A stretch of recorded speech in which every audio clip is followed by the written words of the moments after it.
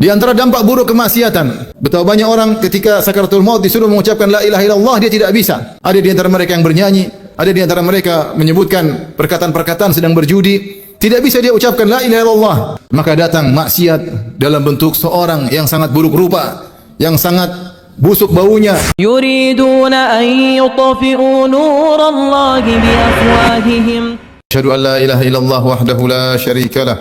وأشهد أن محمدا عبده ورسوله لا نبي بعده يا أيها الذين آمنوا اتقوا الله حق تقاته ولا تموتن إلا وأنتم مسلمون فإن أصدق الحديث كتاب الله وخير الهدى هدى محمد صلى الله عليه وسلم وشر الأمور محدثاتها وكل محدثة بدعة وكل بدعة ضلالة وكل ضلالة في النار معاشر المسلمين أوصيكم ونفسي بتقوى الله فقد فاز المتقون. Sungguhnya Allah Subhanahu wa taala telah menjelaskan dalam Al-Qur'an bahwasanya musibah-musibah yang menimpa seorang hamba adalah dampak dari dosa-dosa yang dilakukannya. Kata Allah Subhanahu wa taala, "Wa ma asabaka min sayyi'atin famin nafsik." Apapun keburukan yang menimpamu adalah dari dirimu sendiri. Qul huwa min indi anfusikum. Katakanlah itu semua dari diri kalian. Ma asaba min musibatin fabima kasabat aydikum wa ya'fu an katsir. Tidak ada musibah yang menimpa kalian, musibah apapun kecuali akibat ulah tangan kalian sendiri. Ini semua menunjukkan bahwasanya maksiat berdampak menimbulkan keburukan dan musibah yang menimpa pelakunya. Berikut ini saya akan menyampaikan dampak-dampak maksiat yang mungkin tidak dipikirkan oleh kita, ya. Meskipun tentunya dampak maksiat sangat banyak. Di antara dampak-dampak maksiat dijelaskan oleh para ulama, jika seorang terjerumus dalam maksiat, maka maksiat tersebut tunadi ukhtaha, dia akan memanggil saudari-saudarinya, maksiat-maksiat yang lain, agar ikut mengenai lelaki tersebut atau pelaku maksiat tersebut. Oleh karenanya kata Allah Subhanahu wa taala, "Wa may yaqtarif hasanatan nazid lahu fiha husna." Kata Allah Subhanahu wa taala, siapa yang berbuat kebaikan, maka kami akan tambahkan kebaikan baginya. Mafhum mukhalafahnya, kebalikannya, siapa yang melakukan maksiat maka dia akan terjerumus dalam maksiat-maksiat yang lain. Allah berfirman, "Falamma zagu azagallahu qulubahum." Tatkala mereka menyimpang, maka Allah menyimpangkan lagi hati mereka. Jika seorang sudah terjerumus dalam kubangan maksiat dan dia bergelimang dengan kemaksiatan, maka biasanya dia tidak hanya cukup pada satu maksiat saja. Maka dia akhirnya akan terkotori dengan maksiat-maksiat yang lain. Karena maksiat yang dia lakukan akan memanggil teman-temannya maksiat-maksiat yang lain agar berkumpul bersatu pada lelaki tersebut atau pada pelaku maksiat tersebut. Ini yang terjadi. Betapa banyak orang melakukan maksiat dari satu maksiat, kemudian menggiring dia kepada maksiat berikutnya, kepada maksiat berikutnya, kepada maksiat berikutnya. Lihatlah kemaksiatan misalnya musik-musikan dan nyanyian. Betapa banyak kita lihat kenyataan seorang penyanyi, pemusik akhirnya terjerumus pada maksiat yang lain. Minum khamr misalnya. Tidak sampai di situ, terjerumus pada maksiat yang lain lagi, misalnya narkoba. Tidak cukup di situ, bersambung pada maksiat yang lain lagi, misalnya zina dan selingkuh dan seterusnya. Maksiat memanggil maksiat-maksiat yang lain untuk datang bergabung bersamanya. Dan ini adalah dampak maksiat yang sangat buruk. Jika seorang tidak bertobat kepada Allah dengan tobat yang benar, tidak keluar dari kubangan maksiat tersebut, maka kotoran-kotoran maksiat yang beraneka ragam akan menerpanya. Di antara dampak maksiat, bahwasanya seorang yang bermaksiat akan dicabut kebahagiaan dari hatinya. Dia berusaha mencari kelezatan. Dia sangka dengan kelezatan maksiat tersebut dia akan meraih kebahagiaan. Namun kenyataannya kebahagiaan justru dicabut oleh Allah dari hatinya. Seorang yang berzina, dia merasa dengan berzina, gonta-ganti pasangan dia akan bahagia. Namun ternyata tidak. Semakin dia berzina, dia semakin tidak bahagia. Sehingga dia harus mencari yang lain, mencari yang lain, mencari yang lain. Tidak ada kepuasan Allah berikan kepadanya. Sampai akhirnya dia terjerumus dalam praktek-praktek hubungan intim yang nyeleneh atau yang salah, ya, yang menyimpang, dan dia tidak akan pernah mendapatkan kebahagiaan. Sementara seseorang yang mungkin hidup di perkampungan, menikah dengan nikah yang syar'i, memiliki istri yang mungkin biasa-biasa saja, namun dia merasakan kebahagiaan. Kenapa? Karena dia menjalankan atau menyalurkan syahwatnya dengan cara yang benar. Adapun orang yang menyalurkan syahwatnya dengan cara yang haram, dia tidak akan pernah puas. Kenapa? Kebahagiaan tersebut dicabut darinya. Demikian juga orang yang misalnya menonton hal-hal yang haram, dia akan merasa mendapatkan kebahagiaan dengan menonton hal yang haram. Kenyataannya tidak, dia akan terjebak Dan dia akan mencari dan mencari dan mencari, melihat yang lebih parah, yang lebih buruk, dan dia tidak akan pernah bahagia karena pelaku maksiat kebahagiaan dicabut dari hatinya. Di antara dampak buruk kemaksiatan, orang yang melakukan kemaksiatan maka akan dibikin gelisah oleh syaitan, sehingga ketika dia tidak bermaksiat dia gelisah. Dan inilah yang syaitan pernah bersumpah di hadapan Allah Subhanahu wa taala. Syaitan berkata, la uzayyinanna lahum fil ardi wa la ughwiyannahum ajma'in. Ya Rabb, sungguhnya benar-benar aku akan menghiasi maksiat kepada mereka di atas muka bumi. Sebagian ahli tafsir mengatakan, maka pelaku maksiat dibuat gelisah jika tidak bermaksiat. Maka dia terus mencari maksiat, terus mencari maksiat. Kerjaannya berpindah dari maksiat tersebut ke maksiat berikutnya dan berikutnya.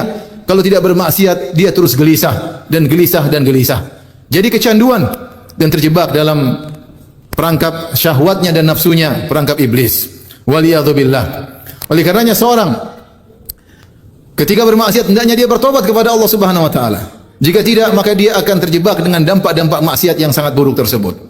Di antara dampak maksiat, ma'asyaral ikhwah rahimakumullah, di antara dampak maksiat adalah dicabutnya rasa malu dari pelaku maksiat tersebut. Lihatlah, ketika seorang melakukan maksiat, demi sedikit terkikis rasa malunya, terkikis. Mulailah hilang rasa malunya, sampai akhirnya dia tidak punya malu untuk bermaksiat di hadapan umum. Dia tidak perlu malu lagi. Kenapa? Rasa malunya telah hilang karena lumuran dosa maksiat yang telah meliputi hatinya. Rasa malunya pun hilang. Dan di antara dampak maksiat, hilangnya rasa kecemburuan. Ketika dia suka bermaksiat atau melihat yang haram atau melakukan hal yang haram, akhirnya ketika putrinya atau istrinya atau adik perempuannya melakukan kemungkaran, dia tidak ada gairah, tidak ada kecemburuan. Dia biarkan begitu saja. Kenapa? Karena dia sudah hal yang biasa yang dia lihat.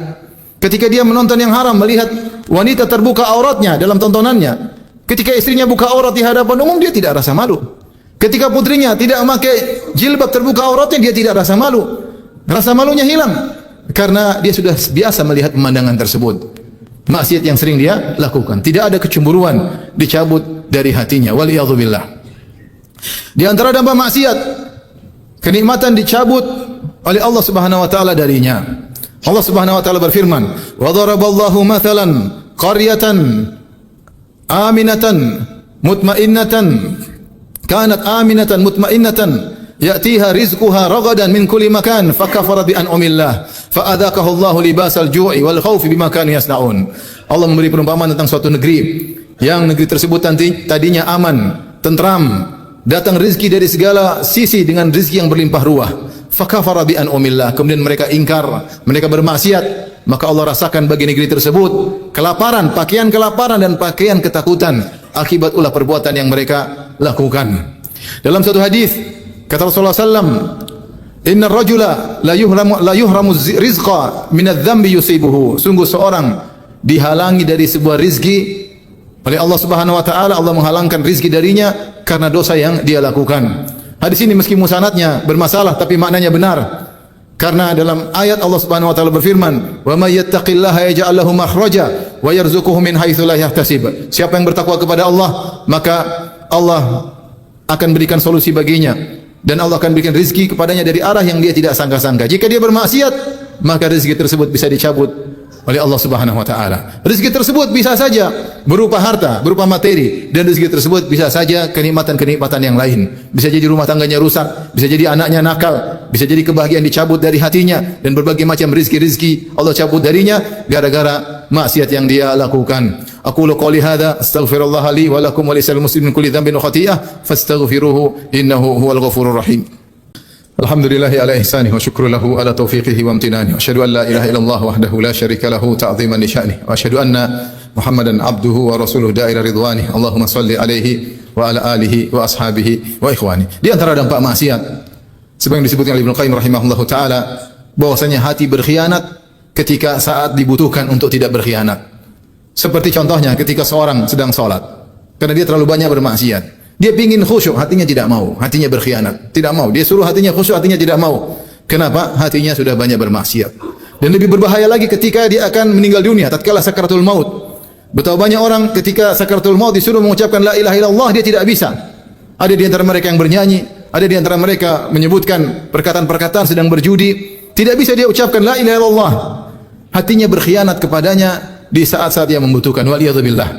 Oleh karena seorang kalau terbiasa dengan maksiat, biasanya itu yang keluar tatkala ruhnya dicabut oleh Allah Subhanahu wa taala. Ketika malaikat maut mencabut rohnya, maka tidak keluar kalimat-kalimat indah, tidak keluar la ilaha illallah. Kenapa? Isi hatinya bukan itu. Ya. Kullu ina'in bima fihi yandahu. Sebagaimana dikatakan oleh pepatah Arab, semua namanya ceret yang dikeluarkan adalah isinya. Kalau isinya bukan Al-Quran, kalau isinya bukan pengagungan terhadap Allah Subhanahu wa taala, kalau isinya bukan mengingat Allah Subhanahu wa taala, tapi isi hatinya adalah maksiat, nyanyian, musik-musikan, judi, khamar, wanita dan yang lainnya, maka itu akan keluar ketika dia akan meninggal dunia. Maka sulit dia mengucapkan la ilaha illallah. Belum lagi dampak maksiat di alam barzakh. Maka datang maksiat dalam bentuk seorang yang sangat buruk rupa, yang sangat busuk baunya. Maka sang mayat berkata, "Man anta, siapa engkau?" Maka orang yang buruk rupa tadi berkata, "Ana amaluka sayyi." Aku adalah amalmu yang buruk selama kau di dunia. Belum lagi dampaknya ketika di padang mahsyar, ketika dia dibangkitkan.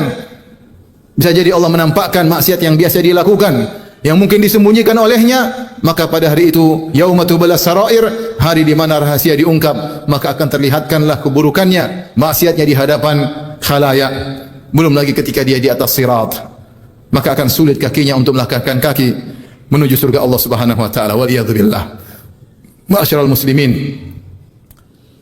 ketika seorang melakukan maksiat, kemudian tidak dia merasakan dampaknya, dia merasa nyaman-nyaman saja. Dia merasa rezekinya lancar saja. Dia merasa dia sehat-sehat saja. Dia merasa jabatannya semakin naik. Ketahuilah bahwasanya maksiat pasti ada dampaknya. Walabud, kata Ibnu Al-Qayyim, pasti ada dampaknya meskipun belakangan. Karena maksiat seperti racun yang masuk dalam tubuh. Terkadang dampaknya tidak cepat, bisa jadi bertahun-tahun, bisa jadi puluhan tahun, bisa jadi tatkala dia menjelang meninggalkan dunia ini. Waliyadzubillah. Oleh karenanya Allah Subhanahu wa taala memerintahkan kepada Nabi Muhammad sallallahu alaihi wasallam, Allah berfirman, "Qul inni akhafu in asaitu rabbi adzab yaumin azim." Katakanlah wahai Muhammad, sungguhnya aku takut jika aku bermaksiat kepada Rabbku, aku takut dengan azab yang akan datang di hari yang sangat dahsyat, yaitu azab di hari kiamat. Semoga Allah Subhanahu wa taala menjauhkan kita dari maksiat-maksiat kepada Allah Subhanahu wa taala. Dan siapa di antara kita yang masih bermaksiat, semoga dianugerahi taubat kepada Allah Subhanahu wa taala. Inna Allaha malaikatahu yusalluna 'alan nabi ya ayyuhalladzina amanu sallu 'alaihi wa sallimu taslima. Allahumma salli 'ala Muhammad wa 'ala ali Muhammad kama shallaita 'ala Ibrahim wa 'ala ali Ibrahim innaka Hamidum Majid. Wa barik 'ala Muhammad wa 'ala ali Muhammad kama barakta 'ala Ibrahim wa 'ala ali Ibrahim innaka Hamidum Majid. Allahumma ighfir lil muslimina wal muslimat wal mu'minina wal mu'minat al ahya'i minhum wal amwat innaka sami'un qaribun mujibu da'wat wa ya qadhiyal hajat. Allahumma ati nufusana taqwaha wa zakkiha anta khairu man zakkaha anta waliyuha maulaha. Allahumma ighfir lana wa liwalidina warhamhum kama rabbawna sighara. Rabbana zalamna anfusana wa illam taghfir lana wa tarhamna lanakunanna minal khasirin.